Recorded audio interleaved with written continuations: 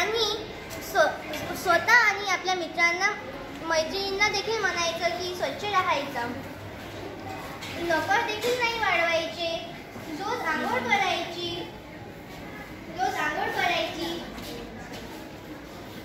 जर आपण आपला परिसर स्वच्छ ठेवला तर आपल्याला कोणताही रोग होणार नाही, आपला परिवार देखील निरोगी राहणार आणि आपल्याला आपला भारत देश, आपला परिसर स्वतः देखील स्वच्छ राहायचे आहे, स्वच्छ ठेवायचे आहे आणि रोज वर्ग झाडायचा आहे.